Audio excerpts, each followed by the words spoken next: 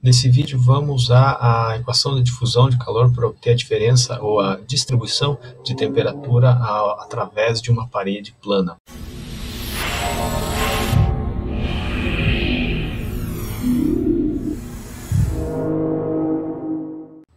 Para exemplificar aqui, eu vou utilizar uma parede aqui, uma parede de tijolos, e eu estou interessado nessa parede de tijolos em obter distribuição de temperatura através dela, através, por exemplo, dessas paredes. A pergunta que a gente faz é qual é a perda de calor, qual é a perda de calor através da parede, dada que uma superfície interna, por exemplo, vai estar a uma determinada temperatura, e a superfície externa, por exemplo, num dia frio, pode estar a uma temperatura muito mais fria, então perde-se calor através dessa parede, né? E a ideia é saber como calcular isso. Aqui, para efeito de cálculo, eu vou assumir que a temperatura da superfície externa é T2, tá? Toda a superfície, aqui toda a área da superfície externa está a mesma temperatura T2 e toda a área da superfície interna está a mesma temperatura T1, tá? A gente vai resolver um problema unidimensional, ou seja, numa única dimensão. E aqui a única dimensão que a gente está avaliando é através da parede. A gente não está interessado em dimensões na altura da parede ou na largura da parede, somente através da parede. Eu vou fazer um desenho aqui que é, na verdade, uma vista em corte da parede, tá? Então, no lado direito tem a temperatura T2, que é o ambiente externo, do lado esquerdo, temperatura T1, que é o ambiente interno. Vou escrever a equação de difusão, simplificar essa equação e obter, então, esse perfil de temperatura. A equação da difusão em coordenadas cartesianas, que são as mais adequadas a resolver esse problema, é ddx, kdt dx, mais ddy, kdt dy, e assim por diante, mais geração igual à variação de energia armazenada, tá? Bom, as hipóteses que a gente vai assumir aqui para simplificar essa equação. Primeiro, a hipótese de transferência de calor unidimensional, como a gente já explicou. Não estamos interessados em variação de temperatura mesmo nas direções y e z, mesmo porque não há variação de temperatura nesse nosso problema nas direções y e z. Número 2, não tem geração de calor no volume dentro do domínio de solução, né? Não tem geração de calor dentro de uma parede de uma casa, por exemplo, né? E o número 3, a gente vai fazer essa avaliação em regime permanente, ou seja, num processo onde as temperaturas não variam mais com o tempo. Elas vão variar no espaço, ou seja, vão estar diferentes temperaturas na superfície interna e externa, mas elas não variam mais com o tempo, ok? Isso é verdade para processos longos, por exemplo, ao longo do dia, na parede de uma casa, de uma residência, numa temperatura constante. Então, a simplificação. Pela hipótese 1, a gente simplifica os termos de variação com y e variação com z da temperatura.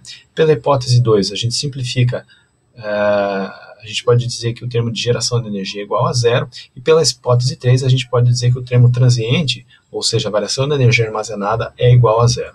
Resultado, o único termo que sobra é d dx de k dt dx, tá? Esse é o resultado. Para resolver essa equação, é uma equação diferencial de segunda ordem. Para resolver essa equação, eu preciso de duas condições de contorno, uma equação elíptica. Eu preciso de duas condições de contorno. Uma no início do domínio de solução, em x igual a zero, e uma no final do domínio de solução, que é em x igual a L, nesse caso, tá? Então, temperatura em x igual a zero é igual a T1, como a gente já havia explicado, e temperatura em x igual a L, que é a outra face, a outra fronteira do domínio de solução, temperatura em x igual a L é igual a T2. Essas são as condições de contorno para resolver o problema. Resolve-se esse problema, então, por separação de variáveis, temos duas variáveis, por integração, tá?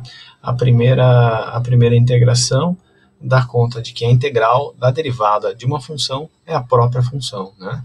Então, a própria função que é dt dx, aqui eu já estou colocando como derivada total, a integral da derivada da função é a própria função que é o dt dx. Veja que uma integral indefinida gera uma constante, né? Então, essa constante vai se somar também a integral do lado direito da equação, e eu vou chamar essa constante de C1, né? Por separação de variáveis, então, dt é igual a C1 dx, integra-se também uma integração indefinida, e o resultado dessa integração também vai surgir uma nova constante de integração. Então, o resultado vai ser temperatura como uma função de x igual a C1x, que é o resultado da integral, mais C2, que é o resultado da soma das duas constantes de integração que vieram dessa equação, tá? A primeira conclusão que a gente já pode chegar aqui é que o perfil de temperatura em uma parede plana sem geração unidimensional, ele é linear, ou seja, ele varia linearmente com a espessura, né? Nesse caso representado com a direção x. Como é que a gente obtém, então, as constantes C1 e C2? Utilizando as duas condições de contorno, em x igual a 0 e em x igual a L, ok? Vamos aplicar as duas condições de contorno. Aplicando em x igual a 0, a gente obtém que T1, que era igual a T de x igual a 0, é igual a C1 vezes 0, x igual a 0, mais C2. Aqui a gente conclui que C2 é igual a T1.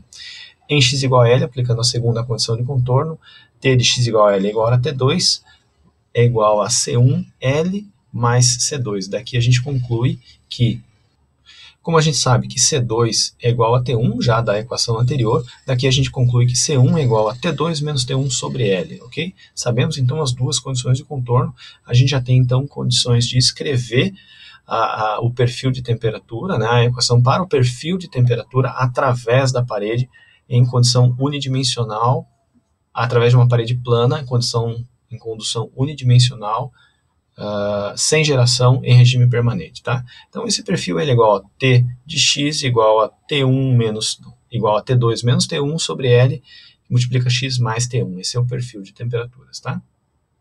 Pergunta agora, como calcular a taxa de transferência de calor através da parede? Se eu conhecer T1 e T2, qual é a taxa de transferência de calor através da parede? E para responder isso, a gente simplesmente aplica a lei de Fourier, né? A gente sabe o perfil de temperatura, é só aplicar a lei de Fourier. A lei de Fourier, então, é calor trocado, né? A taxa de transferência de calor na componente x é menos K vezes a área transversal dt dx. Basicamente, o que a gente precisa fazer é derivar essa expressão anterior, né? A derivada dessa expressão anterior é uma função linear, então a derivada é a própria constante que acompanha a direção x, o valor de x, né? A derivada, então, é a própria constante que multiplica x, tá? O valor, então, aqui a gente só vai utilizar esse sinal e inverter T1 com T2 ali na expressão. O valor da taxa de transferência, então, aqui é K vezes A, T1 menos T2 sobre L, tá? Então, essa é a forma de calcular a transferência de calor. Basta aqui substituir as propriedades, saber a área, saber essa espessura, saber qual a diferença de temperatura, a gente tem como calcular essa perda de calor.